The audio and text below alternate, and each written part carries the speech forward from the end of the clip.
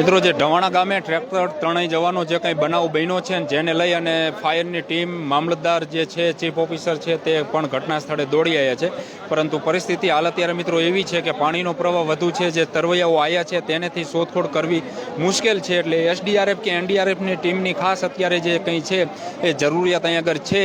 મામલતદારનું એમનું કહેવાનું એવું થાય છે, અહીંના જે તંત્ર જે સ્થાનિક છે એમનું, કે ભાઈ 17 લોકો જે તણાયા છે, ગામ લોકો કહી રહ્યા છે 20 લોકો તણાયા છે, પરંતુ ખરેખર તણાયા કેટલા છે અને કેટલા લોકો મળ્યા છે એ મામલતદાર ઇન્ચાર્જ મામલતદાર છે, આપણે થોડીક તેઓ સાથે જ વાત કરી.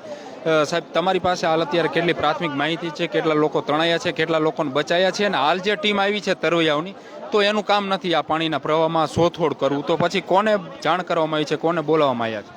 અત્યારે અમને પ્રાથમિક માહિતી મળ્યા મુજબ 17 લોકો તણાયા છે, એમાંથી 4 લોકોને રેસ્ક્યુ કરીને બચાવી લેવામાં આવ્યા છે, અને અમારા ત્યાં કલેક્ટર સાહેબ તરફથી એસડીઆરએફની ટીમને ત્યાં અહીંયા ઘટના સ્થળે આવવા માટે રવાના કરી દીધી છે, અને રાજકોટથી એનડીઆરએફની ટીમ માટે પણ અમે સૂચના આપી દીધી, ત્યાંથી રવાના થઈ છે. ઓકે, એટલે તમારી પાસે 17નો આંકડો આવ્યો છે, 17માંથી 4 મળી આવ્યા છે, બાકીના 13 લાપતા છે. અત્યારે જે સ્થાનિક જે તરવૈયાઓ કે હળવદ ફાયરની ટીમ આવી છે, અંદર એક વખત તપાસ કરવા જ્યાં, પરંતુ પાણીનો પ્રવાહ પણ એટલો બધો વધુ છે, એટલે એ મળવા મુશ્કેલ છે. હા, એ મળવા મુશ્કેલ છે, એટલા માટે એસડીઆરએફની ટીમ અને એનડીઆરએફની ટીમને આપણે બોલાવેલી છે. તો આ મામલતદાર પણ કહી રહ્યા છે મિત્રો કે એનડીઆરએફની એસડીઆરએફને એને જાણ કરવામાં આવી છે, આ સ્થાનિક તરવૈયાઓથી મુશ્કેલ છે.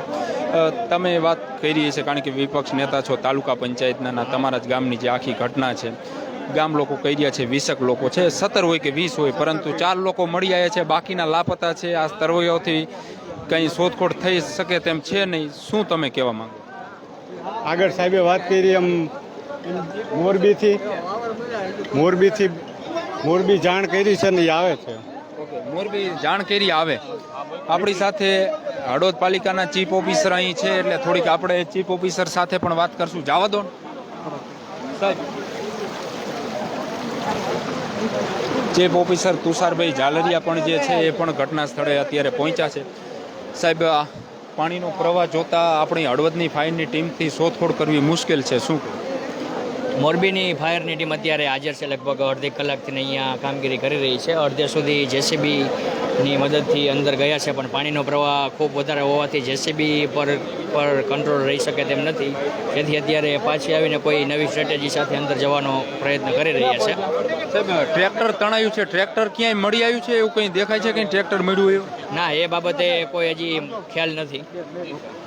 તો મિત્રો, ખાસ આ અપડેટ માટે થઈને જ અત્યારે આપણે ફેસબુક, યુટ્યુબ અને ઇન્સ્ટાગ્રામ ઉપર મિત્રો ખાસ મળ્યા હતા કે જે છે હળવદ તાલુકાના ઢવાણા ગામે જે ઘટના છે મિત્રો એ બની છે. હમણાં 9:30 વાગ્યાની આસપાસ આખી જે કંઈ ઘટના છે, ઘટના બની છે કે જૂના ઢવાણાથી નવા ઢવાણા જે ટ્રેક્ટર જતું હતું, ટ્રેક્ટરમાં 17 થી 20 લોકો જે છે મિત્રો એ સવાર હતા, અને ટ્રેક્ટર તણાઈ ગયું છે. 4 લોકો જે છે, 4 લોકો મળી આવ્યા છે, બાકીના જે છે એ લાપતા છે.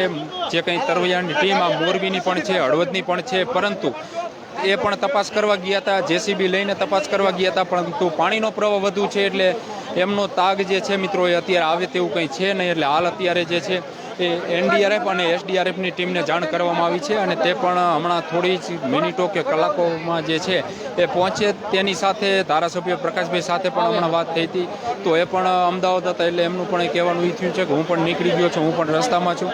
કલેક્ટર જે છે એ અમારી સાથે પણ મિત્રો કોન્ટેક્ટમાં છે, એમને પણ જે કંઈ આની માહિતી છે મેળવી છે, ને એમનું પણ કહેવાનું એ છે કે એસડીઆરએફની ટીમને મોરબીથી રવાના કરી દેવામાં આવી છે.